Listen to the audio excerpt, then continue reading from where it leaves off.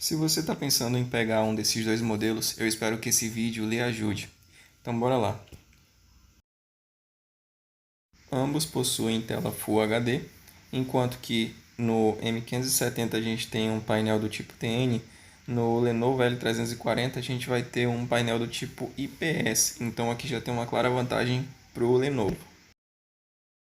Aqui a vantagem claramente fica com o L340, porém o M570, apesar de possuir um cooler a menos, tem a tecnologia Ice-Cool, que os componentes internos não vão passar o calor para a carcaça do notebook e assim não é passado o calor nem para as mãos e nem para o colo do usuário.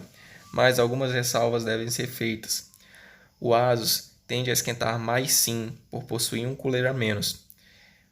Essa tecnologia Ice-Cool dificulta os upgrades do notebook e em seu projeto de refrigeração, os heat pipes não cobrem os chips de memória da GPU dedicada da GTX 1050, diferente do L340.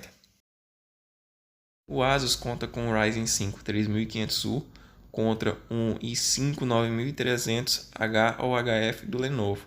No entanto, o Lenovo, com a versão HF, não possui gráficos integrados UHD 630, ao contrário do final H, e isso vai impactar diretamente na bateria. Talvez por esse motivo o Asus vá ter uma autonomia de bateria maior.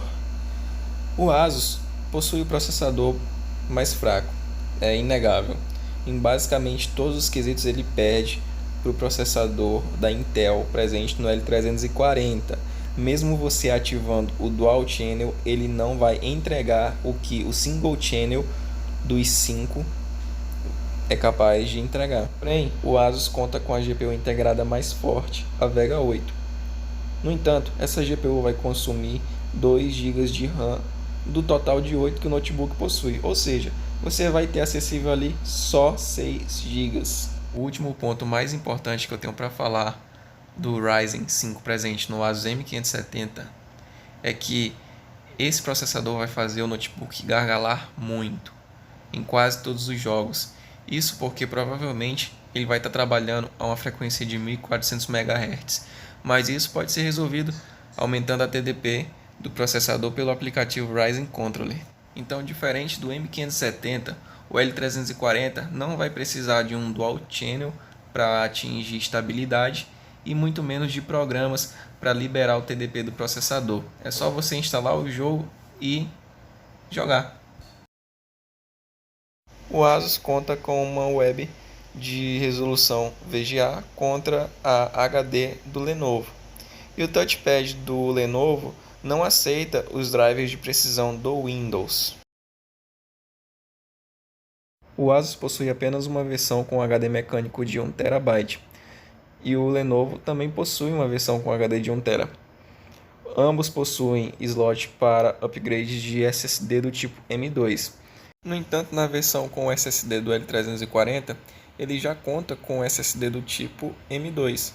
Aí você vai ter um slot para colocar um HD mecânico ou um SSD semelhante ao HD. Então fica claro que o Lenovo L340 é a melhor opção, mas o que vai mandar mesmo nessa melhor opção é o preço.